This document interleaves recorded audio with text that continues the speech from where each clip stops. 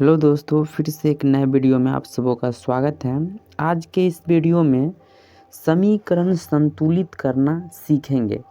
समीकरण को संतुलित कैसे किया जाता है, आज के इस वीडियो में फुल एक्सप्लेनेशन के साथ समझने का प्रयास करेंगे। दोस्तों, सबसे पहले जानते हैं कि संतुलित समीकरण क्या होता है। संतुलित समीकरण किसे कहते हैं? वैसा समीकरण जिसमें अभिकारक एवं प्रतिफल में प्रत्येक तत्व के परमाणुओं की संख्या समान हो। प्रत्येक तत्व के परमाणुओं की संख्या समान हो, उसे संतुलित रासायनिक समीकरण कहा जाता है। तो प्रत्येक तत्व के परमाणुओं की संख्या यदि समान होता है अभिकारक एवं प्रतिफल में, तो वह संतुलित रासायनिक समीकरण कहलाता है। बट यहाँ पे असंतुलित रासायनिक समीकरण है, तो इसे संतुलित करना है। चलिए वीडियो को स्टार्ट करते हैं। सबसे पहले लिख लेते हैं जितने भी यहाँ पे तत्व हैं, परमाणुओं की संख्या कितना कितना दिया गया है। दोस्तों चलिए यहाँ पे लिख लेते हैं। तो यहाँ पे सोडियम का परमाणु संख्या कितना है? 1 है, तो यहाँ पे हम 1 लिख लिए। ऑक्सीजन का परमाणु संख्या यहाँ पे कितना है? 1 है। और हाइड्रोजन का परमाणु संख्या यहाँ पे कितना है? तो 1 है। चलिए एक समूह में था तो इसको हम लिख लिए एक समूह में। चलिए अब दूसरा समूह को हम लिख लेते हैं, H2SO4 को लिख लेते हैं। तो यहाँ पे हाइड्रोजन की परमाणुओं की संख्या कितना है? तो हाइड्रोजन के परमाणुओं की संख्या यहाँ पे 2 है। सल्फर का कितना है परमाणु संख्या? तो 1। एंड ऑक्सीजन का परमाणु संख्या कितना है? तो 4 दिया गया है। चलिए इसको हम एक समूह में मिला लेते हैं। चलिए इस साइड देख लेते हैं, प्रतिफल में कितना कितना प्रत्येक तत्व के परमाणुओं की संख्या है। तो यहाँ पे सोडियम के परमाणु संख्या यहाँ पे कितना है प्रतिफल में दोस्तों? तो 2। सल्फर का कितना है? तो सल्फर का 1। एंड ऑक्सीजन का कितना है दोस्तों? तो 4। चलिए इसको हम एक समूह में लिख लेते हैं। एक समूह में लिख लिए। उसके बाद इसको हम लिख लेते हैं, हाइड्रोजन की परमाणु संख्या कितना है?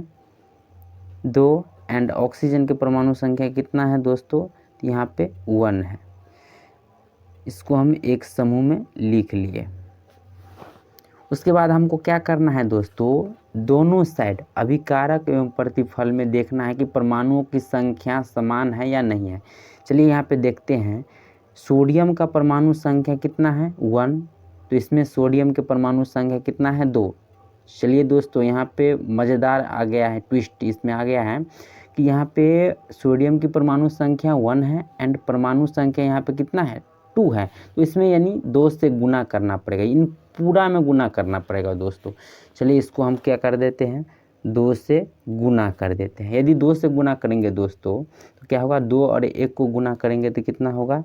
2 और 1 को गुना करेंगे तो कितना होगा? 2 और 1 को गुना करेंगे तो 2। चलिए अब जांच लेते हैं दोस्तों परमाणु संख्या। यहाँ पे देखिए सोडियम का परमाणु संख्या कितना? 2। सोडियम का परमाणु संख्या 2। ऑक्सीजन का परमाणु संख्या 2। ऑक्सीजन का परमाणु संख्या यहाँ पे दोस्तों 4 है। तो बड़े वाला नहीं लेना है, सबसे पहले देखते हैं। यहाँ पे देखिए छोटा है, ऑक्सीजन के परमाणु संख्या 1। यहाँ पे ऑक्सीजन की परमाणु संख्या अभिकारक में कितना है? 2। और यहाँ पे ऑक्सीजन की परमाणु संख्या कितना है? 1। तो इसमें हम 2 से क्या करेंगे? मल्टीप्लाई कर देंगे। तो चलिए मल्टीप्लाई किए तो यह 2 और 2 को गुना करेंगे तो क्या होगा? 4। और 2 और 1 के गुना करेंगे तो कितना होगा दोस्तों? तो यहाँ पे 2। चलिए अब जांचते हैं कि प्रत्येक तत्व के परमाणुओं की संख्या अभिकारक एवं प्रतिफल में समान है या नहीं। सोडियम के परमाणु संख्या 2।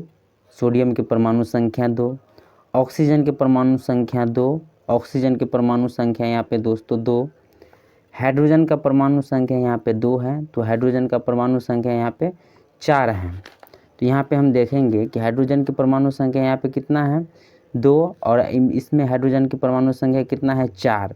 और यहाँ पे भी दोस्तों यहाँ पे हाइड्रोजन की परमाणु संख्या 2। तो 2 और 2 कितना हो गया? 4 हो गया। यानी अभिकारक में हाइड्रोजन की परमाणु संख्या 4 हो गया। यहाँ पे भी 4 है। अब देखते हैं सल्फर। सल्फर का परमाणु संख्या कितना है 1 और सल्फर का परमाणु संख्या कितना है 1। ऑक्सीजन का परमाणु संख्या 4, ऑक्सीजन का परमाणु संख्या 4 यहाँ पे मिल गया दोस्तों।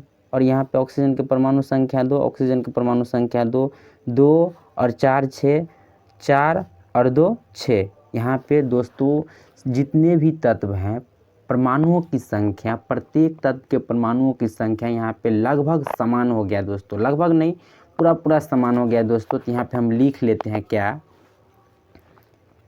लिखेंगे, NaOH में 2 से एवं